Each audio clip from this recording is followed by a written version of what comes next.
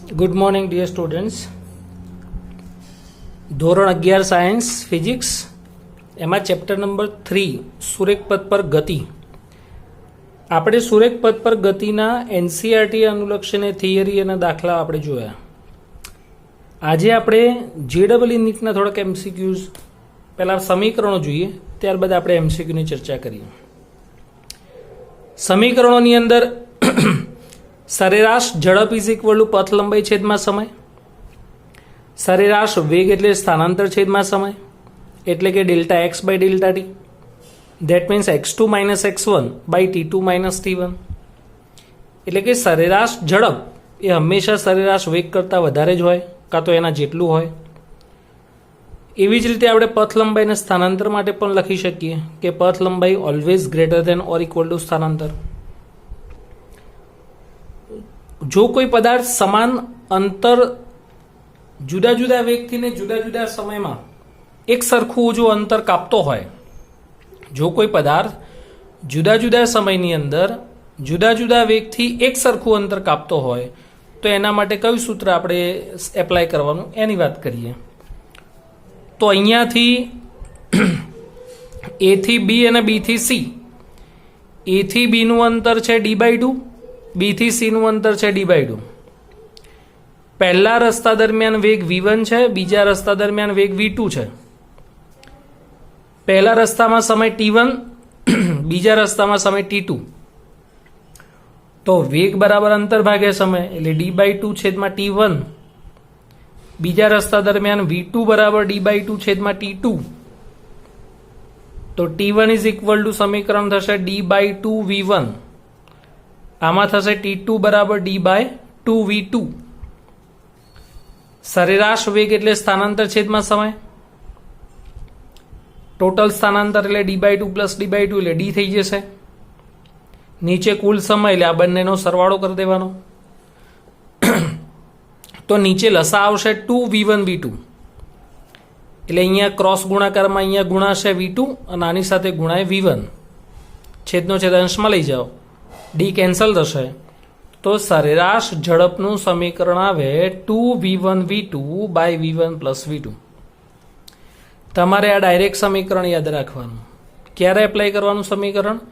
જ્યારે કોઈ પદાર્થ એક સમાન અંતર જુદા જુદા વેગથી જુદા જુદા સમયમાં એક સરખું અંતર કાપતો હોય ત્યારે આ સૂત્ર એપ્લાય કરવાનું. આ જ રીતે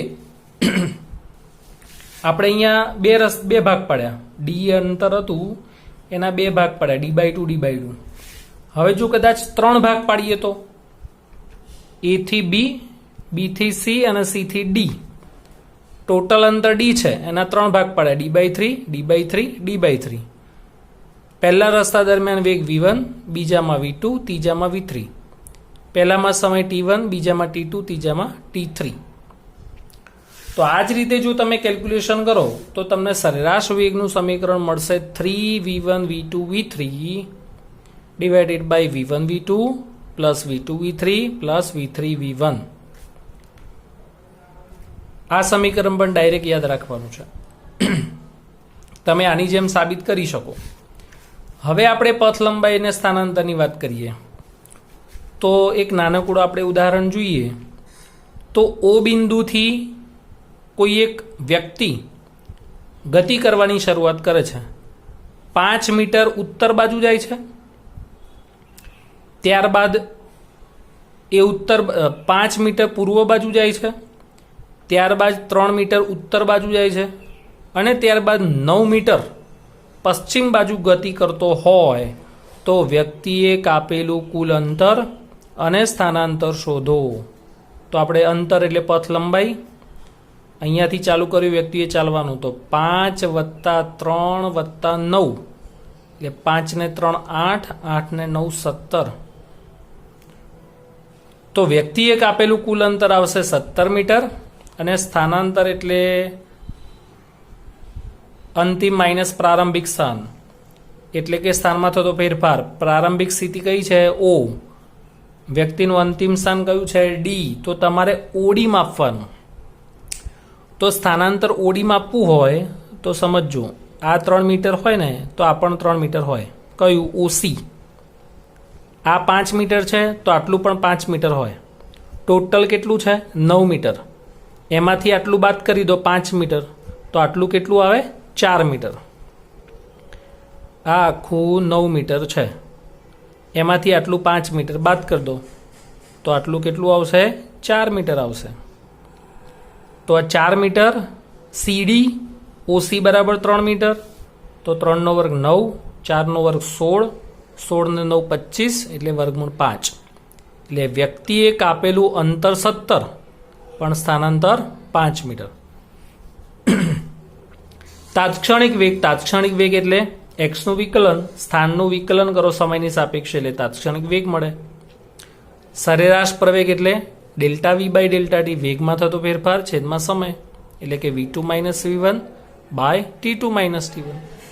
તાત્ક્ષણિક પ્રવેગ એટલે A is equal to dV by dt.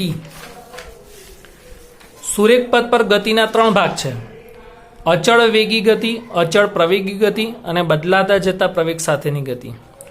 જો પદાર્થ અચળ વેગી ગતિ કરતો હોય તો એવી વખતે તમારે અંતર બરાબર વેગ ગુણ્યા સમય સમીકરણ એપ્લાય કરવાનું. વેગ અચળ છે જેથી પ્રવેગ 0 આવશે. અચળ પ્રવેગી ગતિ માટેના 3 સૂત્રો જે આપણે સાબિત કરી ચૂક્યા: V બરાબર V0 પ્લસ AD, D બરાબર V0 T plus half AD square અને V square minus V0 square બરાબર 2AD. જો પ્રતિપ્રવેગી ગતિ હોય તો એના માટે પ્રવેગ તમારે કેવો લેવાનો? ઋણ. હવે બદલાતા જતા પ્રવેગ સાથેની ગતિની વાત કરીએ તો એ વખતે વેગનું સૂત્ર લેવાનું વિકલન, પ્રવેગનું પણ વિકલન એટલે dV બાય dt, વેગ એટલે dx બાય dt. તો આમાં dt ગુણાકારમાં લઈ જાઓ તો dx બરાબર v dt. એવી રીતે આમાં ગુણાકારમાં લઈ જાઓ તો dv બરાબર a dt. ત્યારબાદ સ્ટોપિંગ ડિસ્ટન્સ ds બરાબર v0 સ્ક્વેર બાય 2a. અને આ સૂત્ર પરથી સ્ટોપિંગ ડિસ્ટન્સ પ્રારંભિક વેગના વર્ગના સમપ્રમાણમાં છે. ત્યારબાદ nમી સેકન્ડમાં પદાર્થે કાપેલા અંતરનું સૂત્ર d બરાબર v0 plus a by 2 n minus 1, 2n minus 1. અને આની ઉપરથી લખાય d ચલે છે 2n માઇનસ 1. સાપેક્ષ વેગની વાત કરીએ તો આને શું વંચાય? b ની સાપેક્ષે a નો વેગ, આને વંચાય a ની સાપેક્ષે b નો વેગ, એટલે va માઇનસ vb, અહીંયા vb માઇનસ va. જો બે વાહનો અથવા તો બે પદાર્થ જો એક જ દિશામાં ગતિ કરતા હોય, સમાન દિશામાં ગતિ કરતા બે પદાર્થ માટે સાપેક્ષ વેગોની બાદબાકી થાય. ધારો કે બે પદાર્થ છે, એકનો વેગ છે 10 મીટર પર સેકન્ડ, બીજા વાહનનો વેગ છે 30 મીટર પર સેકન્ડ, તો સાપેક્ષ વેગ કેટલો થશે? 20 મીટર પર સેકન્ડ. બીની સાપેક્ષે એનો વેગ કેવો હોય તો માઇનસ 20 આવશે, એની સાપેક્ષે બીનો વેગ કેવો હોય તો પ્લસ 20 આવશે. વિરુદ્ધ દિશામાં ગતિ કરતા બે પદાર્થો માટે સાપેક્ષ વેગોનો સરવાળો થાય. એટલે કે જો એ પદાર્થ એ 10 મીટર પર સેકન્ડના વેગથી અને બી પદાર્થ જો 30 મીટર પર સેકન્ડના વેગથી ગતિ કરતા હોય વિરુદ્ધ દિશામાં, તો સાપેક્ષ વેગ એની સાપેક્ષે બીનો વેગ કાં તો બીની સાપેક્ષે એનો વેગ કેટલો આવશે? 10 ને 30 40 મીટર પર સેકન્ડ આવે. પણ ખાસ ધ્યાન રાખવાનું, એક જ પદાર્થ ઉપર એની ઉપર જો બીજો કોઈ પ્રાણી કે વસ્તુ જો પદાર્થની જ દિશામાં ગતિ કરતા હોય તો એવા કિસ્સામાં વેગોનો સરવાળો થાય. દાખલા તરીકે ચાલુ ટ્રેનમાં જો અમુક વખતે પિક્ચરમાં બતાવે કે ટ્રેનની ઉપર જો કોઈ હીરો કે કોઈ વ્યક્તિ દોડતો હોય ટ્રેનની જ દિશામાં, તો વ્યક્તિના વેગમાં ટ્રેનનો વેગનો શું થાય? સરવાળો થાય. આપણે એક ઉદાહરણ ભણ્યા કે જો ટ્રેનની ઉપર, ટ્રેનની છત ઉપર જો ટ્રેનની દિશામાં વાંદરો ગતિ કરતો હોય તો એમાં તમારે વાંદરાના વેગમાં ટ્રેનનો વેગ સરવાળો કરવાનો. ભલે એક દિશા છે પણ તંત્ર એક જ છે, ટ્રેનની ઉપર જ વાંદરો ગતિ કરે છે, તો એવા કિસ્સામાં વેગોનો સરવાળો કરવાનો. સાપેક્ષ સ્થાનાંતર, ધારો કે t બરાબર 0 સમયે એ પદાર્થનું સ્થાન XAO, O એટલે ઉગમ બિંદુ, અને બી પદાર્થનું સાપેક્ષ સ્થાન XBO છે.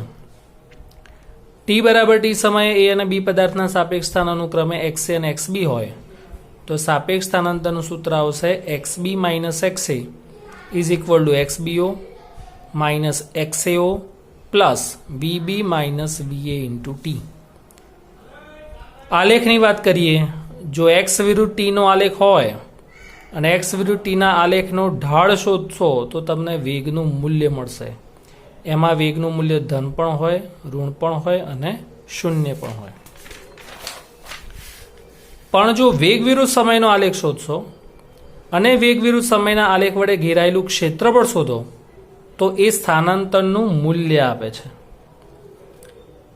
અને વેગ વિરુદ્ધ સમયના આલેખનો ઢાળ એ પ્રવેગનું મૂલ્ય આપે છે.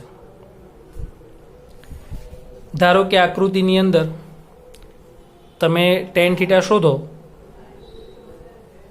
તો AB બાય BC, AB એટલે 40 માઇનસ 20, BC એટલે 4 માઇનસ 2 એટલે જવાબ આવશે 10 મીટર પર સેકન્ડ સ્ક્વેર.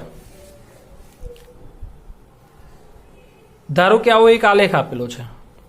અહીંયા જે સમય છે એ સેકન્ડમાં છે અને અહીંયા જે વેગ છે એ મીટર પર સેકન્ડમાં છે.